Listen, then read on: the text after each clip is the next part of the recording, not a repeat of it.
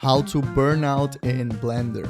First, animate your wheel rotating. Select it and duplicate it with Shift D. Right click to snap it back into the position and just hide one of the wheels. And I rename the second wheel to low resolution. Go into the modifiers tab, add a remesh modifier, choose smooth and hit this small arrow and hit apply. So we have a second wheel with low typology. This wheel still selected, we will add in a dynamic paint modifier and choose canvas. And in the paint surface type, choose weight. Let's add in a cube, scale it down and make it a little bit wider so it touches the bottom of the wheel. Select the cube, also add a dynamic paint, but this time choose brush and add brush. Change it from mesh volume to mesh volume and proximity. And now with the wheel selected, we can go into the weight painting mode and see the weight paint happening already. But in the surface settings, lower the surface influence and also the radius, so only the bottom part gets targeted. Before you bake it in the output, make sure you hit the plus sign at the bottom here for the vertex group, so it actually overrides the vertex group. And if we now bake this animation, we can see the weight paint gets transferred over to the whole wheel after it starts spinning. Still with the wheel selected, press F3 and search for the quick smoke.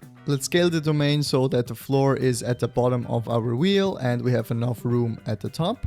Select the wheel again, and in the physics tab we can add the vertex group we just created. This will generate the smoke at the exact locations the weight painting is happening. After that, just select the domain, increase the resolution a little bit, also activate noise and bake the whole simulation. Make sure in the end you hide the low resolution wheel and also activate the high resolution wheel again for a nice clean render.